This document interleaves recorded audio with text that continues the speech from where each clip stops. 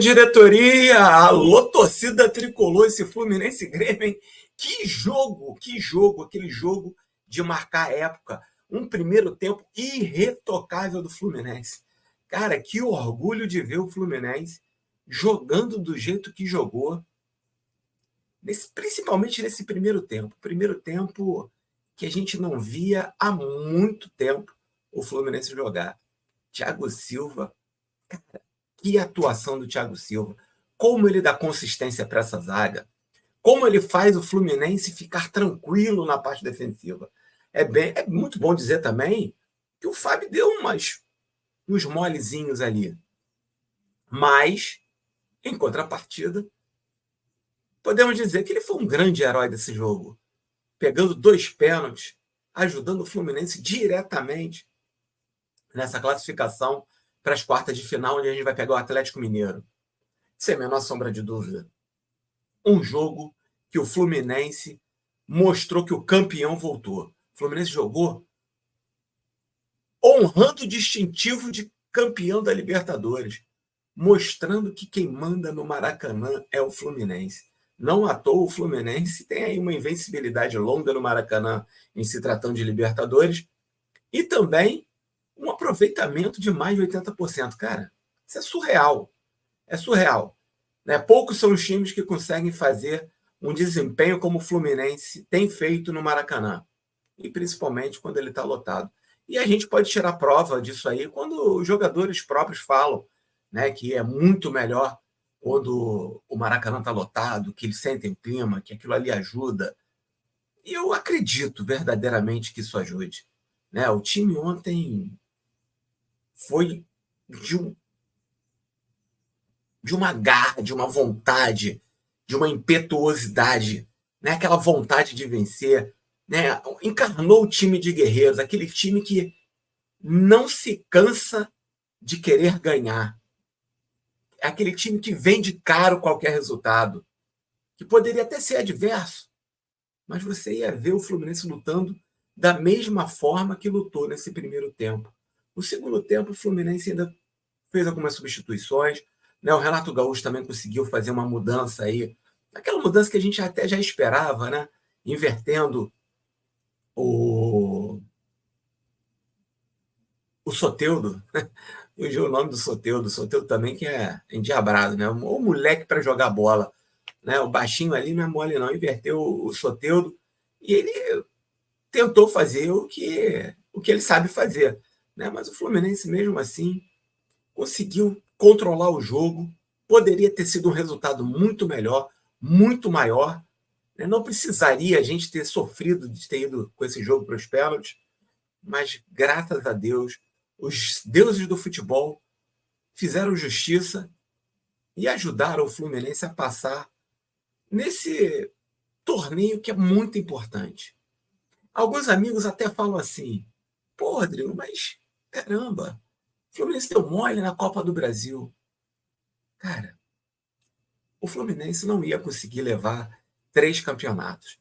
O Brasileiro, a Copa do Brasil e a Libertadores adiante. Ele tinha que optar. E, na minha cabeça, foi meio que planejado essa eliminação na Copa do Brasil. Óbvio que o Fluminense não gostaria de estar fora, óbvio que a gente quer ganhar todos os campeonatos que estivermos disputando, só que a grande questão ali para mim era planejamento. A gente ganha a Libertadores, a gente ganha muito mais dinheiro do que a Copa do Brasil. A gente passou de fase, 10 milhões no bolso. E aí? Na Copa do Brasil já não é esse valor. Então a gente tinha que. Eu acho que a gente tinha que voltar, né, os nossos canhões para a Copa Libertadores. Né, a gente vai jogar agora as quartas de final. Certamente, né, um jogo difícil contra o Atlético Mineiro, mas não impossível de passar. Passando mais alguns milhões no bolso do Fluminense. Não me recordo exatamente se são 13, mas enfim, mais de 10 milhões no bolso do Fluminense.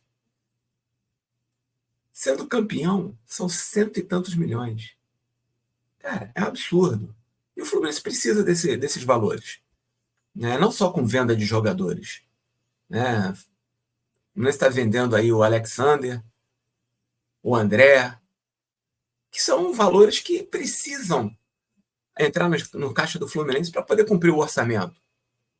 Mas o ganho desportivo, a receita através de campeonatos, também faz parte do orçamento. E nessa hora a gente tem que ser um pouco certeiro. Lógico, futebol é um jogo.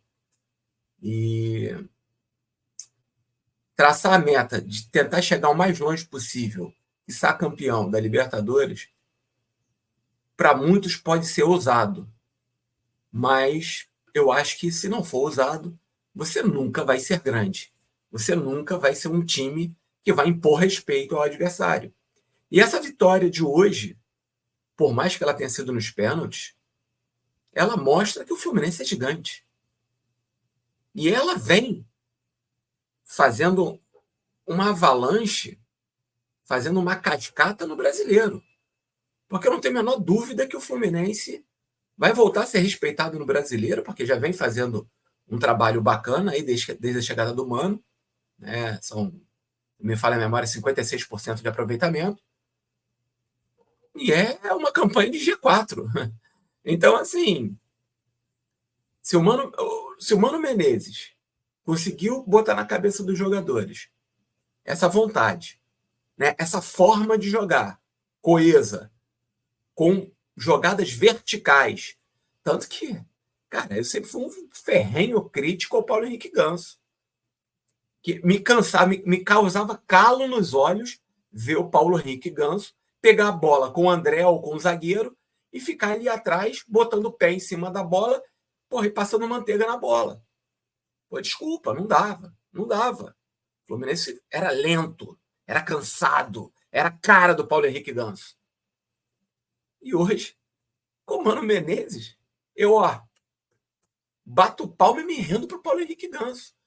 Porque assim como o Abel fez, o Mano Menezes também está fazendo. Empurrando o Ganso lá para próximo dos atacantes e fazendo ele flutuar entre as linhas.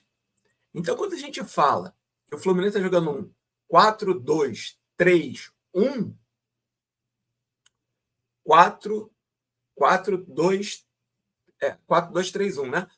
4-2-3-1, na verdade, o Fluminense joga com o Paulo Henrique Ganso flutuando entre esse e, no caso, entre os três, que seria de novo. Então, seria um 4-2-2-1-1. Por quê? Quem está nas pontas pode ser o Serna, pode ser o Keno, pode ser qualquer um. E o John Arias, pode ser o Marquinhos. Eles avançam.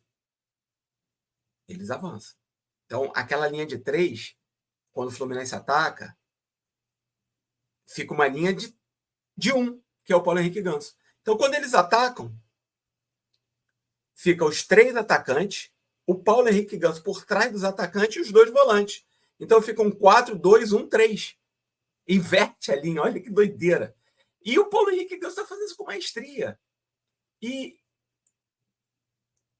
a gente nunca questionou a capacidade técnica. A gente sempre questionou, dentro do que o futebol nos permite analisar, sempre foi a capacidade de intensidade, de entrega. A gente percebia que o Paulo Henrique Ganso estava no lugar errado. Ele fazendo o que ele faz lá na frente, você vê que as oportunidades voltaram a surgir.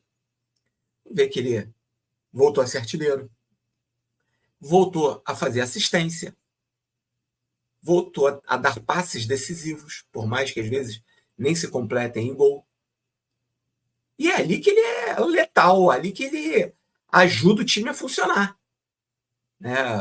Óbvio, a saída de bola com o Thiago Silva, melhorou absurdamente. Ele ajuda muito, ele empurra um pouco mais os volantes para cima do adversário e ele encosta ali nos volantes para poder ajudar até na saída de bola. Você vê várias vezes ele fazendo inversão. Coisa que alguns jogadores, alguns zagueiros anteriores já faziam. O Nino fazia. O David Braz fazia. O Felipe Melo faz. Ah, não estão mais aí, né? Nino saiu, David Braz saiu. Aí você vai questionar, pô, mas o David Braz é ruim. Tá velho, é lento. Tudo bem, não estou questionando isso. Estou falando sobre a saída de jogo. Isso ajudava muito o time do Fluminense. E a gente perdeu essa saída de bola. Então, ver o Thiago Silva jogando hoje é um colírio para os olhos. Do mesmo jeito que me dava calo nos olhos de ver o Paulo Henrique Ganso jogando ali atrás, me dá o colírio é o Thiago Silva. O colírio é ver o Paulo Henrique Ganso jogando ali próximo da linha de atacante. Então o Mano Menezes está achando a união, está achando o encaixe desse time. E eu tenho certeza absoluta que aqueles que criticaram o Fluminense vão ter que engolir as palavras, porque o imponderável sempre está do lado do Fluminense. Então foi uma coisa maravilhosa esse jogo de hoje. O campeão voltou, vamos para as quartas de final. Não estou aqui para poder falar de jogador especificamente. A crítica não pode ser pela crítica. A gente tem que tentar analisar o que foi o jogo e ver o Fluminense jogando do jeito que jogou.